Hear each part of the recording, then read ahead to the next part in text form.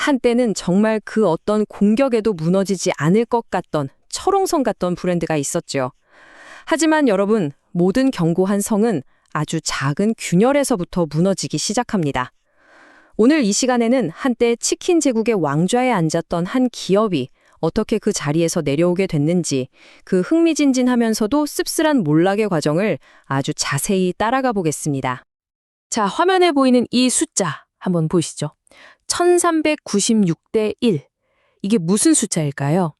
2020년 교촌치킨이 주식시장에 상장할 때 기록했던 정말 전설적인 공모주 청약 경쟁률입니다. 치킨공화국 대한민국에서 1등 브랜드는 절대 망하지 않는다는 대중의 아주 강력한 믿음과 그 뜨거운 열망이 바로 이 어마어마한 숫자 안에 그대로 담겨 있었던 거죠. 그런데 말이죠. 불과 몇 년 만에 모든 게 완전히 바뀌어버렸습니다. 지금 보시는 이 숫자는 고점 대비 무려 88%가 사라져버린 현재 주가입니다. 영원할 것만 같았던 그 신화는 어떻게 이렇게 처참하게 무너져 내렸을까요? 도대체 그 찬란했던 왕좌의 뒤편에서는 무슨 일이 벌어지고 있었던 걸까요? 자, 그럼 이 거대한 몰락의 스토리를 제대로 한번 파헤쳐 볼까요? 저희가 총 6개의 장면으로 나눠서 그 흐름을 따라가 볼 겁니다.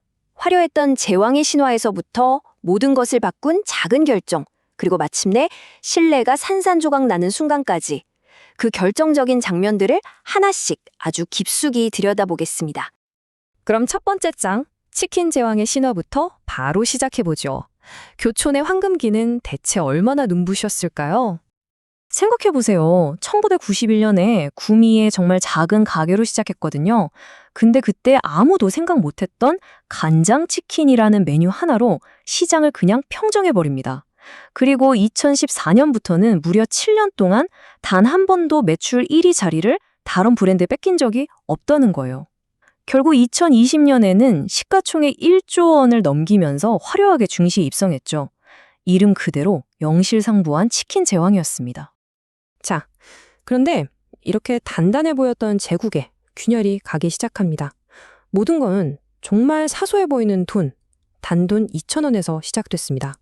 2018년 교촌이 그야말로 판도라의 상자를 열어버립니다. 바로 업계 최초로 배달비 2,000원을 공식적으로 받기 시작한 겁니다. 지금이야 뭐 배달비 되는 게 너무 당연하지만 여러분 그때만 해도 이건 진짜 상상도 못할 일이었어요. 배달비는 당연히 치킨값을 포함된 거 아니야? 이게 상식이었거든요. 교촌이 그 상식을 깨버린 첫 주자가 된 거죠. 바로 이 슬라이드가 그걸 명확하게 보여주는 거죠. 치킨값 이꼴 배달 포함이라는 오랜 믿음이 깨져버린 순간입니다. 이때부터 사람들 머릿속에 공식이 하나 생긴 거예요. 교촌 이꼴 비싸다.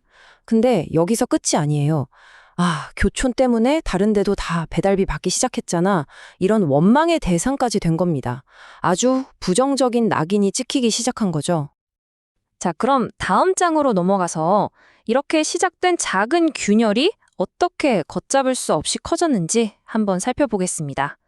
모든 위기는요, 스스로의 힘을 과신하는 오만에서 시작됩니다. 아마 당시 교촌 내부에서는 이런 생각을 했던 것 같아요. 우린 프리미엄이니까 할인 그런 거 안 해도 우리 교촌은 다들 사 먹어. 실제로 그때 경쟁사인 BHC나 BBQ가 배달앱에서 막 3,000원, 4,000원 쿠폰 뿌리면서 난리도 아니었거든요. 근데 교촌은 꿋꿋하게 할인을 안 했습니다. 브랜드에 대한 자신감일 수도 있지만 어떻게 보면 고객들의 충성도를 너무 쉽게 생각했던 거죠. 그리고 그 자신감은 결국 2023년 4월 단 한 번에 3,000원을 올려버리는 가격 인상으로 폭발합니다.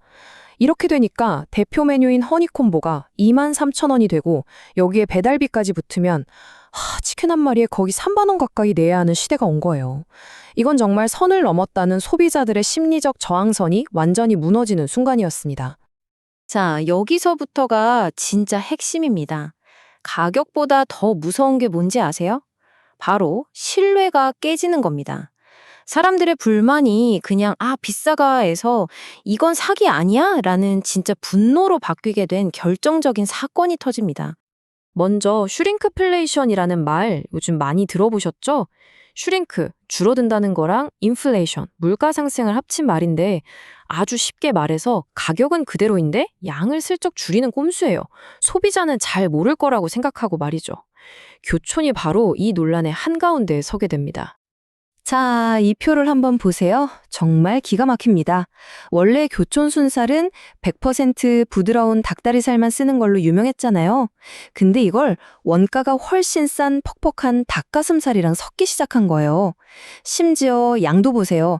700g에서 500g으로 거의 30%를 줄여버렸어요. 그런데 가격은요? 똑같이 받았습니다. 이건 뭐 소비자 입장에서는 뒤통수를 제대로 맞은 기분이었겠죠? 바로 이때다 싶었는지 경쟁사가 아주 결정타를 날립니다. 노랑통닭이 광고에 떡하니 이런 문구를 넣은 거예요. 닭가 몰라도 우린 100% 다리살만 쓴다. 이건 그냥 대놓고 교촌 저격한 거잖아요. 니네는 꼼수 부리지? 이렇게요. 상황이 이렇게 되니까 교촌의 이미지는 나락으로 떨어졌고 결국 교촌 대표가 국정감사까지 불려나가는 초유의 사태가 벌어집니다. 자, 그럼 이렇게 말도 많고 탈도 많았던 결정들, 실제로 회사에 어떤 영향을 줬을까요? 말보다 더 무서운 게 숫자죠? 한번 보시죠. 이 그래프 좀 보세요. 정말 충격적입니다. 2022년에 경쟁사 BHC가 영업이익으로면 1,400억 원 넘게 벌었어요. 근데 같은 기간 교촌은요? 겨우 89억 원. 네, 89억입니다. 1,418억 대 89억. 매출 규모는 비슷했는데 속을 들여다보니 남는 게 거의 없는 장사를 하고 있었단 소리예요.